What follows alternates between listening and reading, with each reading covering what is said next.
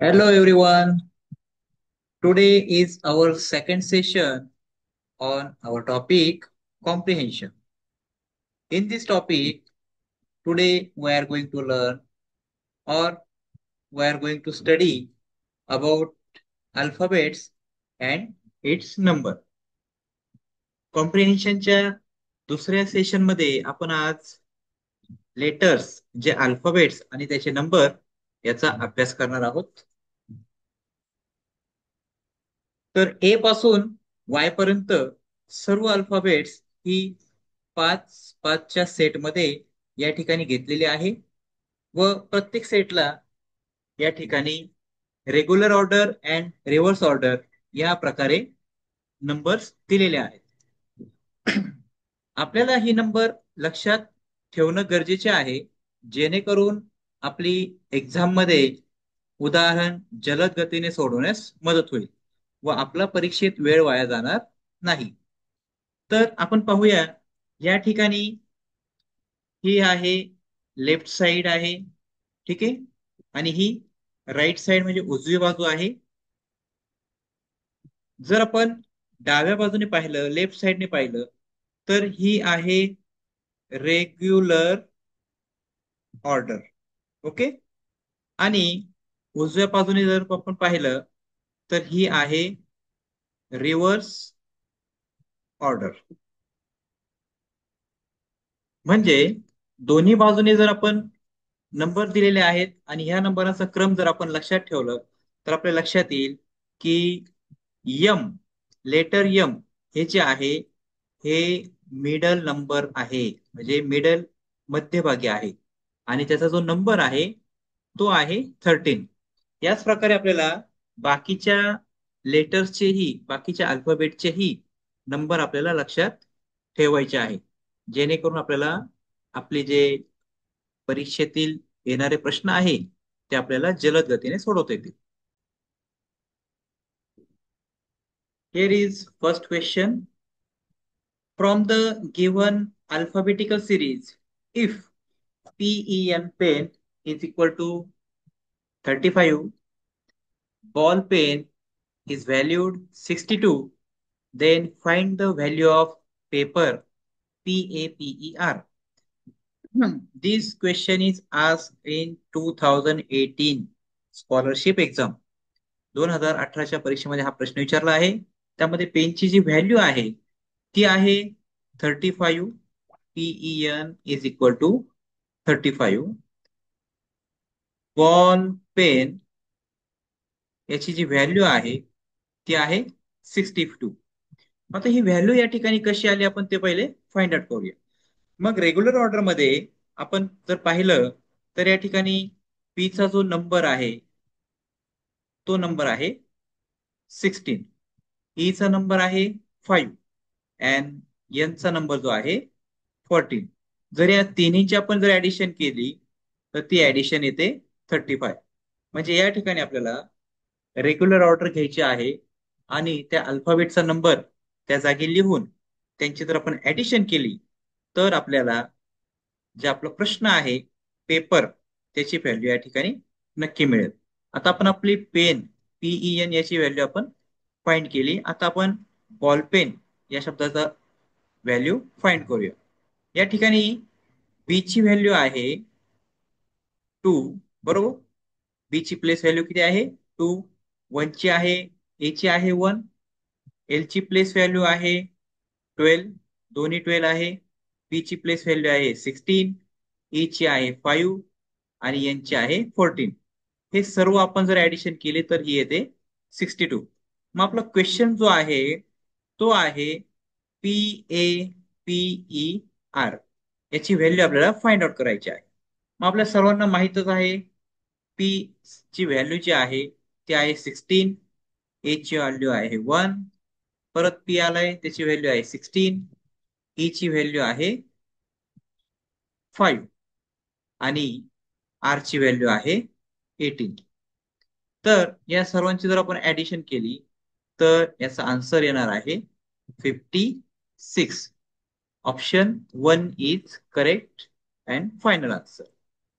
तर अशा प्रकारे आपण हे एक्झाम्पल या ठिकाणी solve.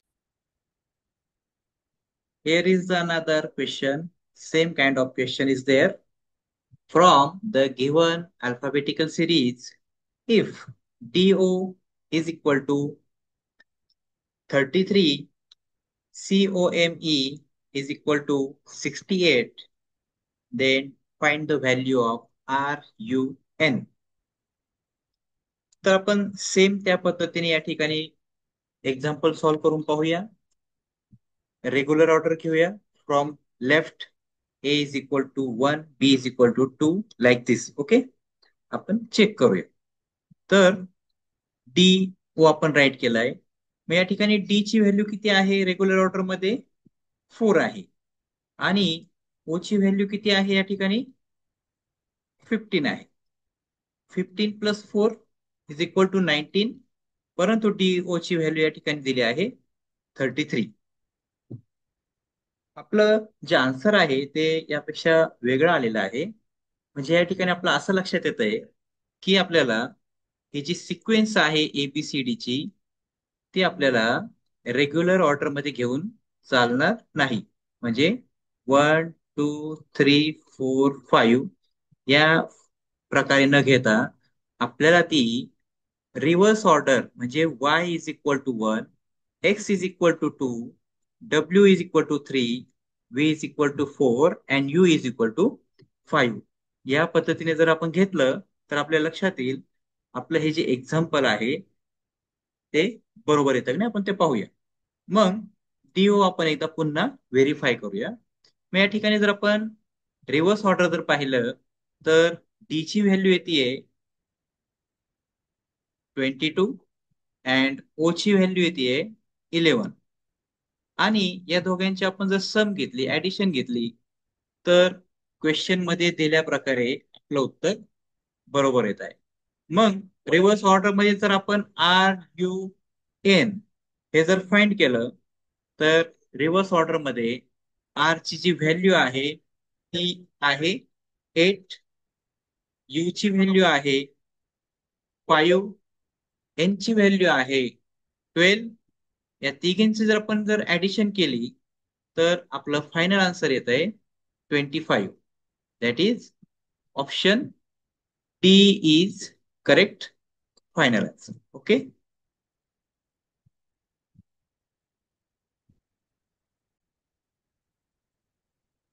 The next question is the letters of which serial numbers do not form a meaningful word. म्हणजे ऑप्शन मध्ये जे नंबर्स दिलेले आहे त्या क्रमांकाची जर आपण अक्षर घेतली, त्या क्रमांकाची जर आपण अल्फाबेट जर घेतली तर त्यापासून आपल्याला मिनिंगफुल वर्ड तयार होतात. परंतु आपला जो क्वेश्चन आहे the letters of which serial numbers do not form a meaningful word, म्हणजे आपल्याला असा शब्द पाहिजे की ज्याच्यापासून अर्थपूर्ण शब्द तयार होत नाही. मग तर चला फर्स्ट चेक करूया. 3, 1, 20 म्हणजे 20. आता या ठिकाणी 3 स्टँड फॉर म्हणजे 3 साठी आहे सी, 1 म्हणजे आहे ए आणि 20 म्हणजे टी. हा अर्थपूर्ण शब्द तयार होतो. सेकंड पाहूया आपण. 16, 5 अँड 14. 16 साठी वर्ड आहे पी. ओके. 5 साठी लेटर आहे ई आणि 14 साठी लेटर आहे एन. शब्द तयार होतो पेन. हा पण एक मिनिंगफुल वर्ड आहे. ठीक आहे. तिसरं घेऊया 4, 9, 7. 4 साठी लेटर आहे डी, 9 साठी लेटर आहे आय आणि 7 साठी लेटर आहे जी. यापासून शब्द तयार होतो टिक. टिक म्हणजे खड्डा खोदणे. ओके. आता लास्ट ऑप्शन जो आहे आपला तो एकदा चेक करूया. 22, 1, 3. आता 22 म्हणजे काय? तर लेटर व्ही, 1 म्हणजे लेटर ए आणि 3 म्हणजे लेटर सी.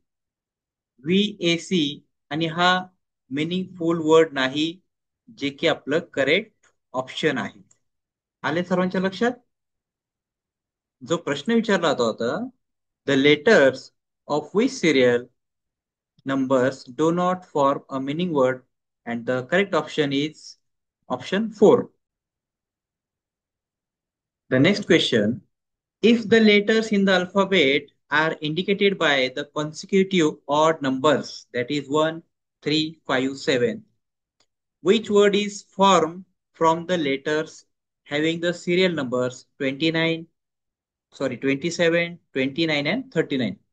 या प्रश्नाचा अर्थ असा आहे, जर आपण अक्षरांना जो क्रम दिलेला आहे, फॉर एक्झाम्पल या ठिकाणी आपण अक्षरांना क्रम दिला आहे, लेटर्सला 1, बी 2, सी आहे 3, डी आहे 4, ई आहे 5.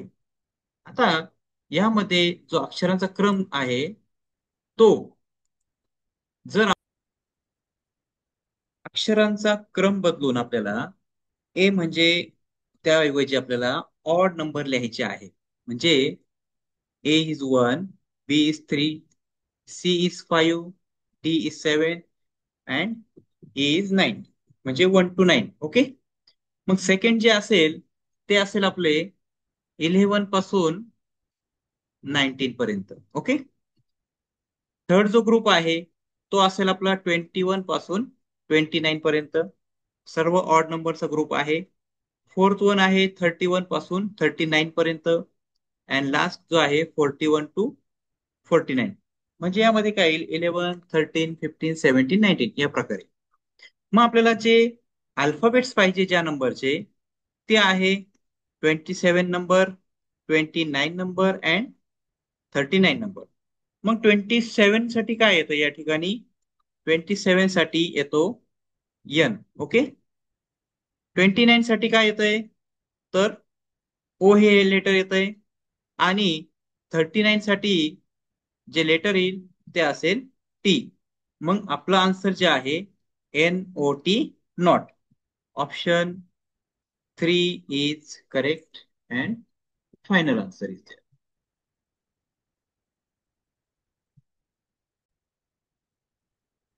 Question is, assume that the serial numbers of the letters in the alphabet sequence are 4 times their original serial numbers. Then our question is, what is the sum of the new serial numbers of the letter K and letter R? प्रश्न असा आहे, जी आपण letters आणि alphabets, ठीक आहे, यांना जी number देतो, numbering करतो, ते समजा आहे ए म्हणजे 1, बी म्हणजे 2, सी म्हणजे 3, डी मीन्स 4 आणि ई म्हणजे 5. क्वेश्चन असा आहे, जर आपण हे 4 पटीने वाढवले, 4 टाइम्स मल्टिपल केले, तर ए चा नंबर काय येईल 4, बी चा नंबर येईल 8, सी चा नंबर येईल 12, डी चा 16 आणि ई चा 20 अँड सो ऑन. जर असं असेल तर क्वेश्चन आहे, what is the sum of the new serial numbers of the letter K and letter R. मग या ठिकाणी आपल्याला letter K and letter R यांचे सुरुवातीचे नंबर पाहावे लागेल. लेटर के चा नंबर आहे 11 अँड लेटर आर चा नंबर आहे 18. ठीक आहे.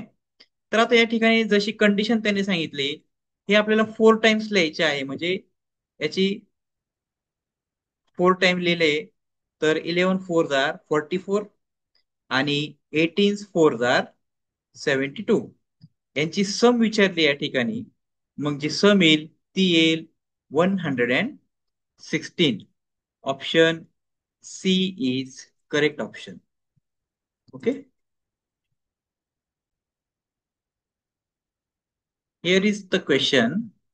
1 is added to the position of serial number of each letter in the alphabet series.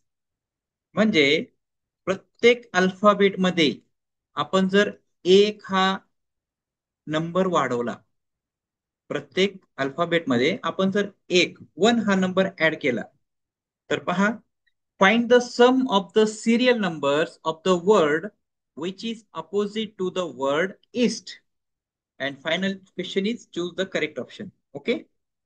तर आपल्याला ईस्ट जो शब्द आहे त्याचा अपोजिट वर्ड या ठिकाणी आपल्याला पहिल्यांदा फाइंड आउट करायचा आहे. तर ईस्ट या शब्दाचा अपोजिट वर्ड आहे वेस्ट. ओके. मग जर आपण या ठिकाणी पाहिलं तर डब्ल्यू ची व्हॅल्यू किती आहे? डब्ल्यू ची प्लेस व्हॅल्यू जी आहे ती आहे 23. ओके. ई ची व्हॅल्यू आहे 5. एस याची व्हॅल्यू आहे 19 अँड टी ची व्हॅल्यू आहे 20.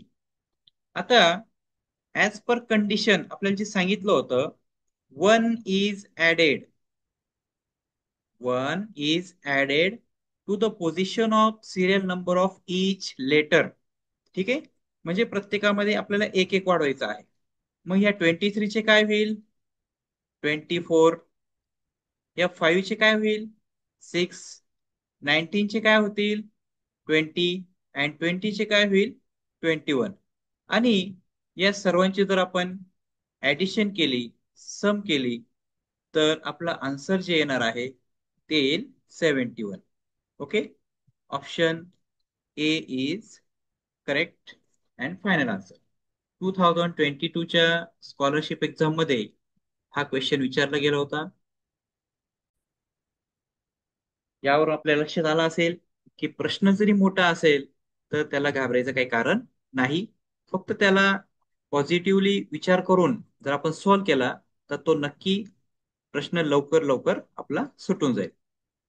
तर अशा प्रकारे आपण या ठिकाणी अल्फाबेट्स आणि नंबर यांचे क्वेश्चन अँड आन्सर्स पाहिले.